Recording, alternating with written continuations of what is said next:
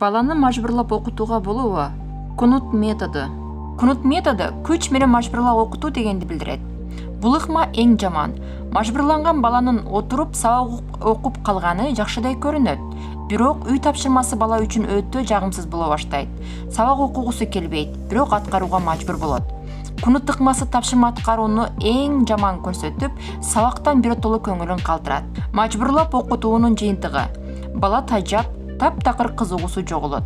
Натыйжада үй тапшырмаларын аткаруудан кызыгуусу кетет, жан дүйнөсүнө жагымсыз кордолгондой сезим жаралат, өзүн баалоосу төмөндөйт, таанып билүү ишмердүүлүгү бузулат. Мотивация бала дайым өз алдынча өзүнүн каалоосу менен кандайдыр бир иш аракет жасоого даяр болгон ички күчү. Окуучу чын дилинен кызыгуу менен тапшырма аткарууга, жакшы баа жана билим алууга, өзүнүн жетишкендиктери менен сыймыктанууга алып келет. Сырткы мотивация. Сырттан шыктандырганыбызда бала дароо эле кызыгып окуп калбайт. Сыртта мотивация көп бергенибиз баланы дагы эле сабак окууга мажбурлагандай болобуз. Көптөгөн ата-энелер кунут ыкмасын колдонушат, а сырткы мотивация мажбурлоо эмес, башкача болушу керек. Шыктандырыңыз, мажбурлабаңыз. Баланын ийгилигин мактаңыз.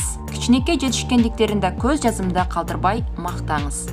Мактаганга аргумент, факт, себеп таап мактаңыз. Бала ал мактоого ишенгидей болсун. Өспүрүм баланын кызыкчылыктарын сабакка байланыштырып, түшүндүрүп, пайдасын айтуу менен мактай билиңиз. Сабак даярдоо чындыгында жагымсыз, бирок аны аткаруу керек. Бул жашоонун мыйзамы деп чындыкты айтыңыз. Өспүрүмдөр чындыкты, чын сөздү баалайт.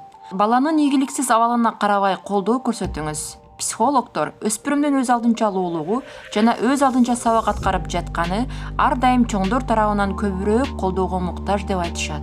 Өспүрүмдөрдү өнүктүрүү тренингинин экинчи проектиси учурдун интернет балдары деп аталат. Бул тренингдин программасы телефонду туура колдонуу, мугалим, классташ жаман баалардан корккон коркууларынан арылуу, өзүнө ишеним жаратуу, өзүн коргонуу, достошуу же мамиле куруу, билимдин баалуулугун жана мектепке өз каалоосу менен барууга үйрөткөн психологиялык сабактардан турат.